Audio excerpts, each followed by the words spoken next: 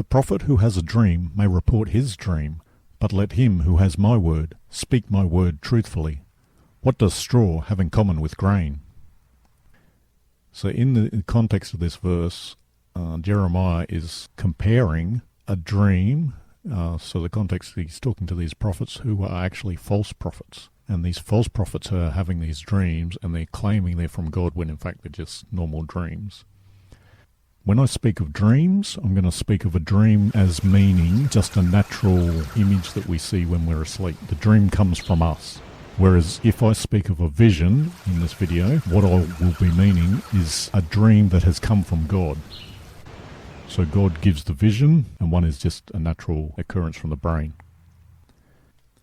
The prophet who has a dream may report his dream, but let him who has my word speak my word truthfully. What does straw have in common with grain? So in my ignorance, I assumed straw has nothing in common with grain. But I did some research and found out where straw comes from, and it was quite interesting. Straw is typically made from the dry stalks of cereal grains after the grain heads have been harvested. And the plants that the straw comes from, wheat is the most common, but there could be barley, rye or oats. So you have these different grains. When that stem or stalk is dried, that's what straw is. Straw is the hollow stalk or stem. So that's really interesting to me because it comes from the same plant, so it's related. There is a relationship there, but the straw is a hollow stem, whereas the grain is the seeds from that same plant, which is food and nourishment. The grain is the sustenance of the plant.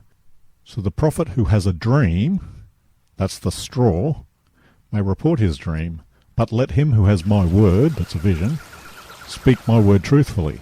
So the difference between God's word, or the vision, is the grain, and the prophet's dream, these false prophets' dreams, were just straw.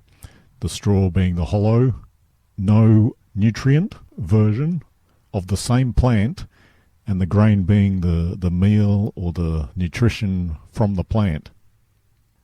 So this is just one of the really cool expressions I like in the Bible. There are many such expressions, but this is one that I've always enjoyed for a long time, and I just thought that was really interesting.